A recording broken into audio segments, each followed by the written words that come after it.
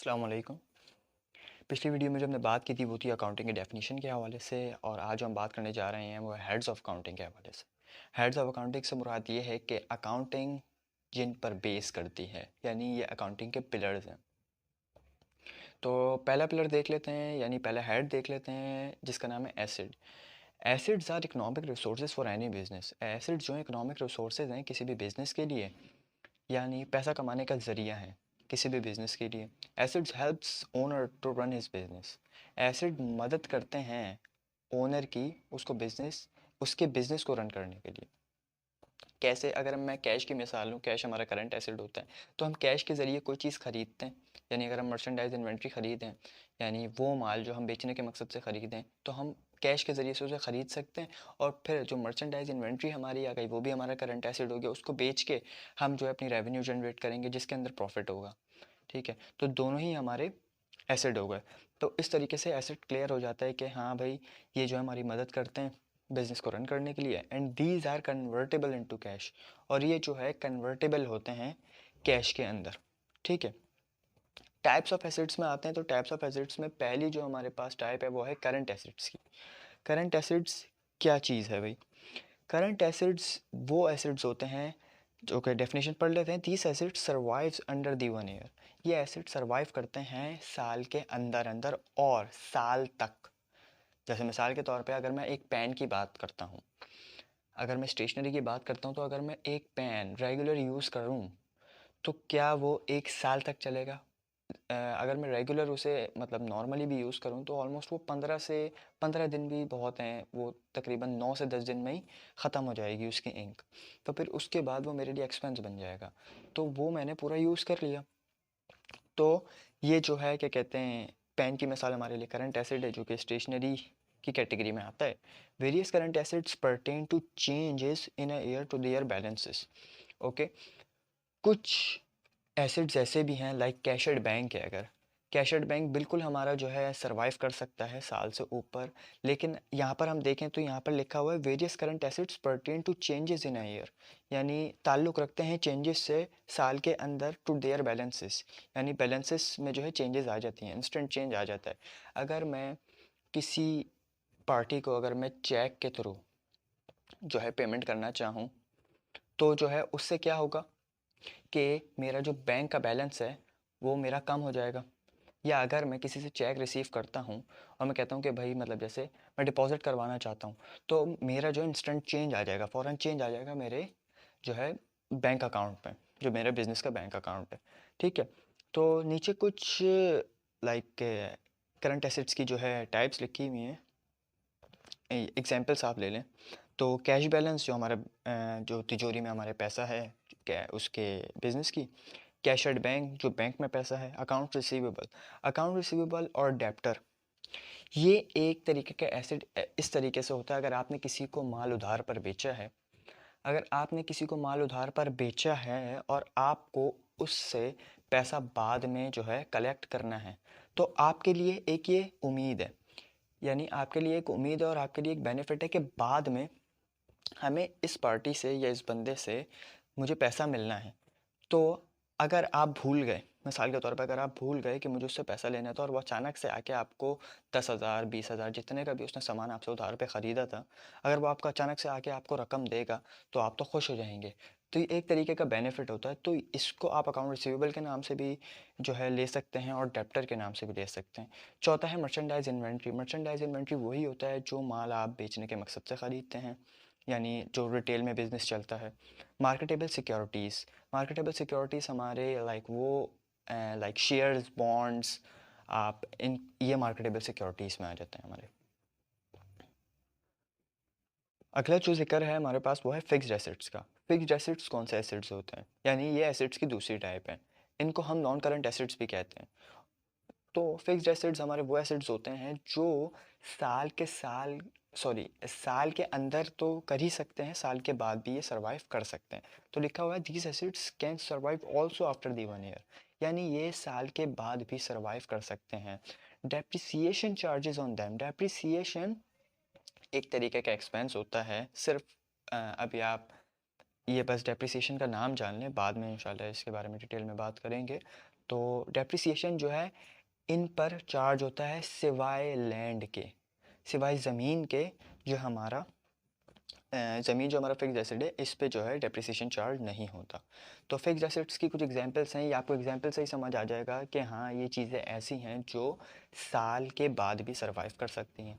जैसे हमारी लैंड हो गई, यानी ज़मीन, बिल्डिंग, प्लांट, कोई मतलब प्लांट जो होते हैं लाइक जो इंडस्ट्रीज़ वगैरह में काम आते हैं मैन्युफैक्चरिंग में, और इक्विपमेंट होती है, मशीनरी इक्विपमेंट यानी अपना जिसमें कंप्यूटर्स वगैरह आ जाते हैं, और मशीनरी आ जाती हैं, फर्नीचर भी फिक्स्ड एसेट है हमारा, और व्हीकल्स यानी गाड़ियाँ वगैरह, तो ये भी हमारे फिक्स्ड एसेट्स में जो है आते हैं। अगले जो हमारी अगला जो हेड है हमारा, हमने एसेट्स की बात कर ली, एसेट्स के टाइप्स भी हमारी मुकम्मल हो गई हैं। अब हम एक्सपेंसेस की बात करते हैं। तो एक्सपेंसेस जैसे नॉर्मल एक बंदे के अखराजात होते हैं, वैसे ही बिज़नेस के भी कुछ अखराजात होते हैं। अगर मैं एक्सपेंसेस की यहाँ पे डेफिनेशन पढ़ूँ तो बिल्कुल ही बेसिक और सिंपल ही डेफिनेशन है, तो आपको वैसे भी समझ आ जानी चाहिए। Expenses refers to all expenditures of a business, यानी ये तमाम एक्सपेंडिचर्स हैं बिज़नेस के। अगर मैं मिसाल लूँ सैलरी एक्सपेंस, अगर कोई एम्प्लॉय आपके पास काम कर रहा है तो जाहिर सी बात है आपको उसे महीने के महीने सैलरी देनी होगी, नहीं तो वेज देंगे आप, जो जिसे दिहाड़ी कहते हैं उर्दू में।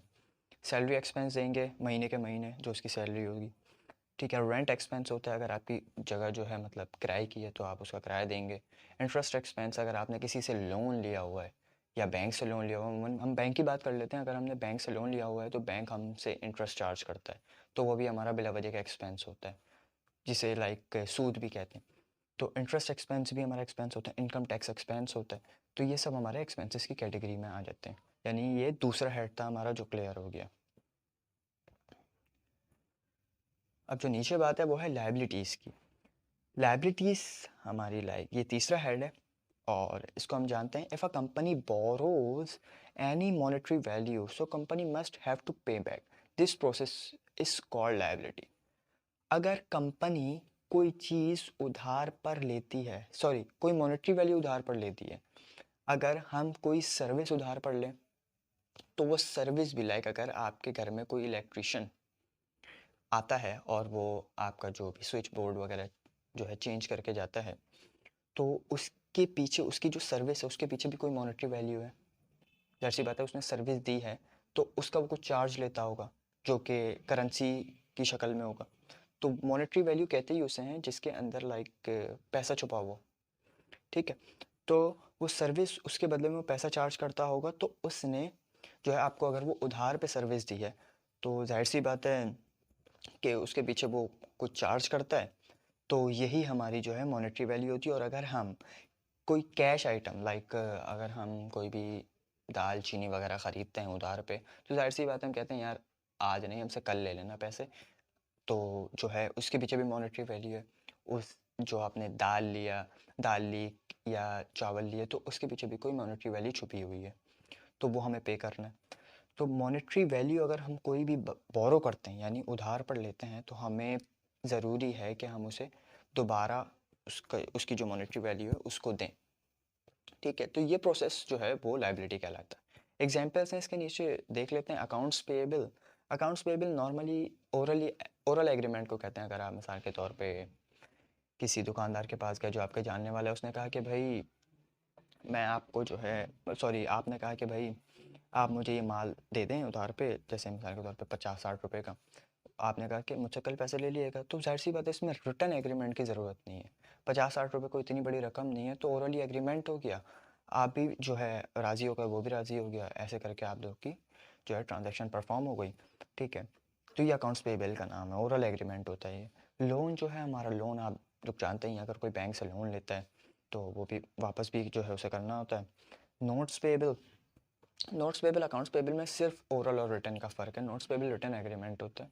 ठीक है, और फोर्थ जो है वो है बॉन्ड या डिबेंचर। बॉन्ड भी हमारा एक तरीके का जो कॉरपोरेशंस होती हैं बड़ी बड़ी, वो बॉन्ड्स इशू करती हैं ताकि उन्हें उसके बदले में उधार मिले, और फिर एक मेचोरिटी होती है, मेचोरिटी पीरियड जो होता है उसके बाद वो पैसा उन्हें वापस करते हैं, और जो उसके दरमियान में जितने भी ईयर्स जो है उनके जो बॉन्ड होल्डर्स होते हैं, वो जो जितने भी अरसा बॉन्ड रखते हैं उसके बदले में वो उन्हें कॉपन पेमेंट्स जो है वो देते हैं। ठीक है, तो आई होप इंशाल्लाह आप लोग को अभी तक के तीनों हेड समझ आए होंगे। अगला जो हेड है वो है हमारा रेवेन्यू। रेवेन्यू या income of a business is called revenue. बहुत ही बेसिक चीज़ है, ये भी एक्सपेंस की ही तरह है। रेवेन्यू हमारी इनकम ही होती है, बिजनेस की जो इनकम है उसे ही हम रेवेन्यू कहते हैं, या आप रेवेन्यू की जगह इनकम भी लिख सकते हैं। ठीक है, तो सबसे पहले फर्स्ट हमारी जो एग्जांपल है वो देखते हैं सेल्स रेवेन्यू, यानी जो माल आपने बेच के जो आपने आमदनी कमाई वो हमारी सेल्स रेवेन्यू हो गई। सर्विस रेवेन्यू, अगर हमने कोई सर्विस प्रोवाइड की उसके बदले में रेवेन्यू ली तो वो सर्विस रेवेन्यू हो गई। इंटरेस्ट रेवेन्यू, अगर हमने लाइक किसी को उधार दिया हुआ है और हम कहते हैं कि भाई आप इतना परसेंट हमें देंगे, बहरहाल जो सूद है, तो वो जब सूद आपके पास आएगा तो वो भी आपकी एक रेवेन्यू होगी। ठीक है, रेंट इनकम या रेंट रेवेन्यू आप कह सकते हैं। अगर आपने कोई जगह अपनी उधार पे दी हुई है किसी को तो वो आपको महीने के महीने जो है आपको किराया देगा। ठीक है, तो ये हमारी होगी रेंट इनकम। अच्छा, अब आखिरी जो हमारे पास हेड है, फिफ्थ हेड जो है, फोर्थ रेवेन्यू हो गया, फिफ्थ जो हेड है हमारे पास वो है ओनर्स इक्विटी का। थोड़ा सा डिफरेंट है ये, लेकिन इंशाल्लाह आप लोग को समझ आ जाएगा। कुछ भी नहीं है, बहुत ही आसान है ये भी। It refers to the investment और capital of a business which invest by the owner. ये जो है इन्वेस्टमेंट होता है, इन्वेस्टमेंट होती है ओनर की बिजनेस के अंदर। अगर ओनर इन्वेस्ट करता है कैश, मिसाल के तौर पर 10 लाख रुपए एक बिजनेस के अंदर, तो जाहिर सी बात है बिजनेस के अंदर कैश तो आया ही आया। कैश क्या है, हमारा करंट एसेट है, हमने पीछे पढ़ चुके हैं। कैश हमारा बढ़ा, यहाँ पे हमारा कैपिटल या ओनर्स इक्विटी का अकाउंट या इन्वेस्टमेंट हमारी वो भी बढ़ रही है। ठीक है, तो ये एक तरीके से ये एक इंटेंजिबल वर्थ होती है बिजनेस की, एक इंटेंजिबल वर्थ होती है। लेकिन अगर हम इसकी मॉनेटरी वैल्यू जानना चाहें, हम ये देखें कि भाई हमारा कैपिटल कितना है, तो वो हमारा अमाउंट ही शो करेगा कि हमारा जो कैपिटल है बिजनेस के अंदर वो 10 लाख रुपए है, तो उसकी वर्थ 10 लाख ही होगी। और वो 10 लाख या तो आप जो है आपका बैंक में शो हो रहा होगा। ठीक है, बैंक में तो नहीं, वो आपका अगर कैश के मतलब कैश की शक्ल में है तो वो कैश ही हो, मतलब आपके पास जो है शो हो रहा होगा। बस एक अकाउंट हमारे पास जनरेट हो जाता है कि हाँ ये कैपिटल है, और इसी से जाना जाता है कि बिजनेस के अंदर कितना पैसा अभी पड़ा हुआ है। ठीक है, तो पहला है कैपिटल अकाउंट जो लाइक इन्वेस्टमेंट अकाउंट होता है। Open bank account as an investment. अगर हम कोई बैंक अकाउंट खुलवाते हैं एज एन इन्वेस्टमेंट के, यही बिजनेस के नाम से एक हम बैंक अकाउंट खुलवा लें इन्वेस्टमेंट के तौर पर, तो ये भी हमारा ओनर्स इक्विटी के अंदर ही आएगा। तो इंशाल्लाह आप लोगों को समझ आया होगा। अगर पसंद आई वीडियो तो लाइक कीजिए, शेयर कीजिए और काइंडली चैनल को ज़रूर सब्सक्राइब कीजिए। नेक्स्ट वीडियो तक के लिए अपना ख्याल रखिए। इंशाल्लाह मुलाकात होती है नेक्स्ट वीडियो में। खुदा हाफिज़।